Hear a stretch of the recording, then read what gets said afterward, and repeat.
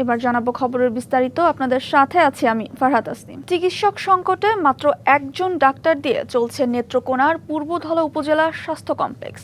50 শয্যার হাসপাতালে প্রতিদিন ভর্তি থাকে শতাধিক রোগী। জনবল সংকট আর নানা অব্যবস্থাপনায় চরম ভোগান্তিতে সাধারণ রোগীরা। হাসপাতালটিতে সিজার চালু থাকলেও সরঞ্জাম চুরি হওয়ায় বন্ধ রয়েছে আল্ট্রাসোনোগ্রাফি সেবা। সমস্যা সমাধানে চেষ্টা চলছে জানিয়েছেন সিভিল সার্জন।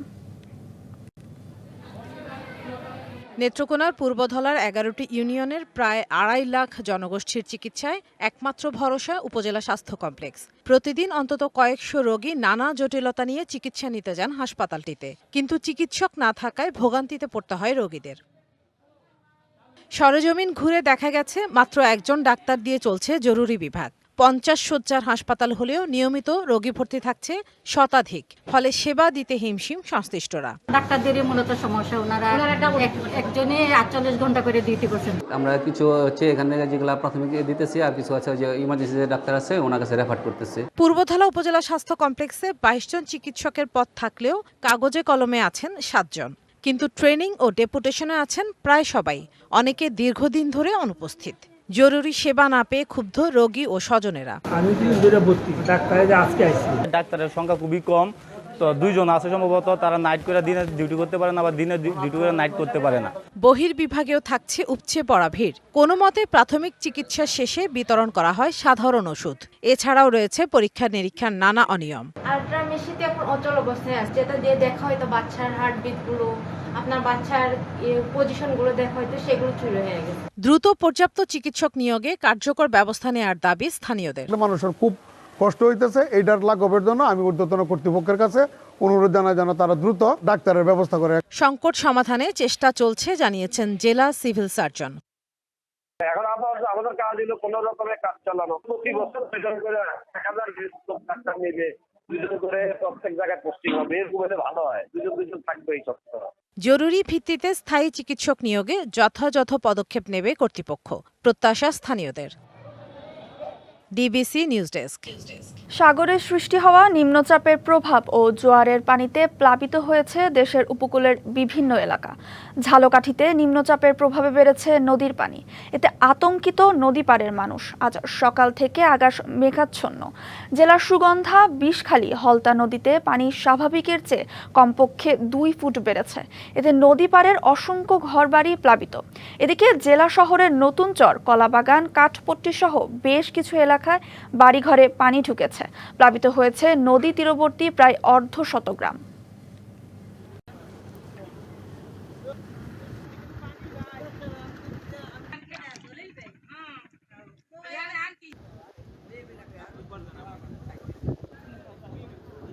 সেখানকার সবশেষ পরিস্থিতি সম্পর্কে জানাতে ঝালকাঠি থেকে সরাসরি যুক্ত হচ্ছেন সহকর্মী অলোক সাহা।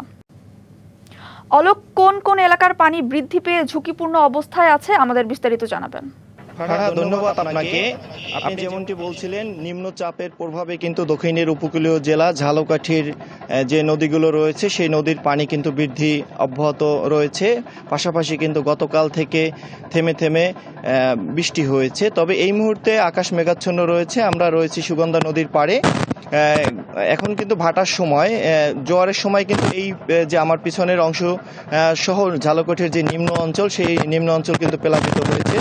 তবে এই মুহূর্তে ভাটার সময় কিন্তু পানি কিছুটা নেমে গেছে। আবার জোয়ারের সময় পানি বাড়লে এই নিম্ন অঞ্চল কিন্তু প্লাবিত হবে। জেলার 32টি ইউনিয়ন রয়েছে, সেই 32টি ইউনিয়নের যে নদী তীরবর্তী গ্রামগুলো রয়েছে সেই গ্রামগুলো কিন্তু প্লাবিত হয়ে যায়। বৃষ্টি হলে কিন্তু এবং পানি বৃদ্ধি পেলে যারা নদী তীরবর্তী মানুষ রয়েছে তাদের মধ্যে কিন্তু একটি আতঙ্ক বিরাজ করছে। তাদের পানি প্রায় 2 লাখ মানুষ কিন্তু বিভিন্ন সময় তাদের ভোগান্তিতে পোহাতে হয়। আর এই মুহূর্তে ভাটার সময় পানি কিছুটা কমেছে এবং এই জোয়ারের শুরুতে কিন্তু আবার পানি বৃদ্ধি অব্যাহত থাকবে।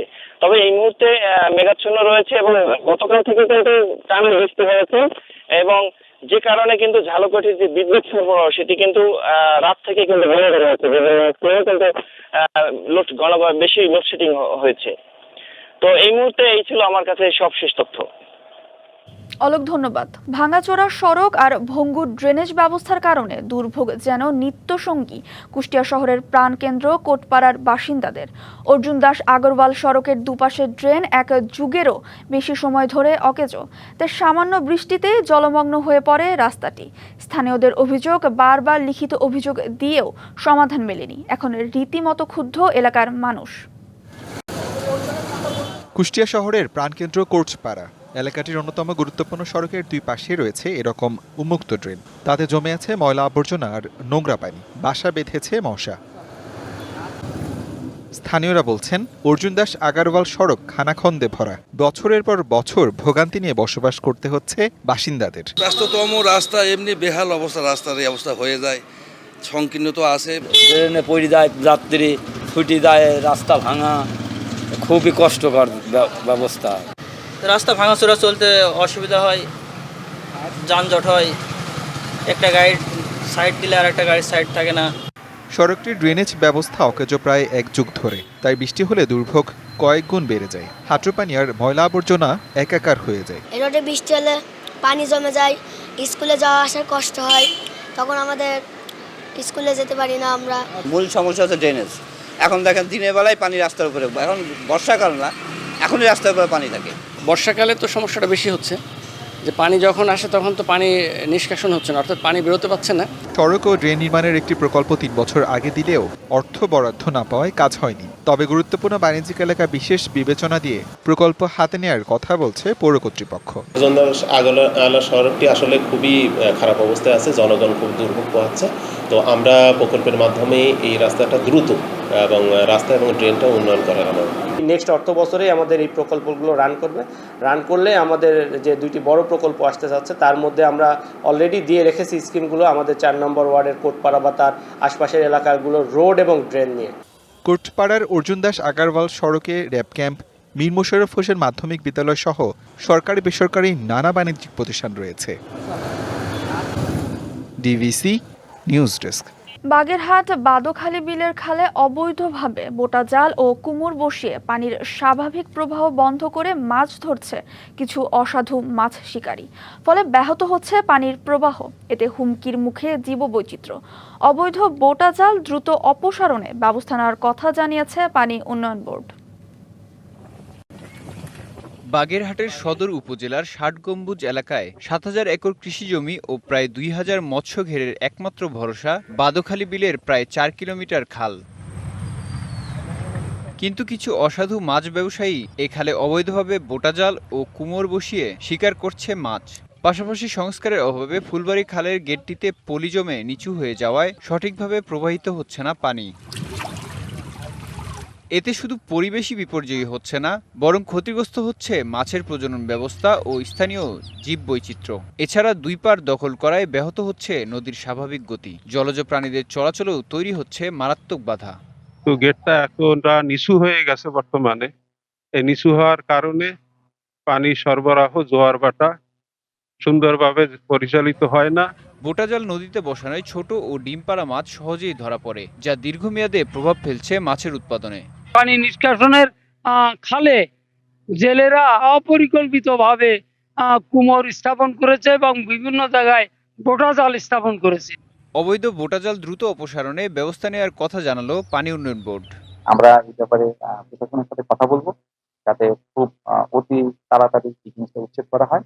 আর ওটার সাথে আমাদের যে 3 ভেন্ট রেগুলেটর রয়েছে, রেগুলেটর সংস্কারের ব্যাপারে আমরা দুজন কর্তৃপক্ষের সাথে কথা বলবো। আশা করছি পরবর্তী অর্থ বছরে আমরা সংস্কার করতে পারবো। খালটি থেকে দ্রুত বোটাজাল ও কুমোর অপসারণ করা না হলে কৃষির ব্যাপক ক্ষতি হবে এমন আশঙ্কা স্থানীয়দের।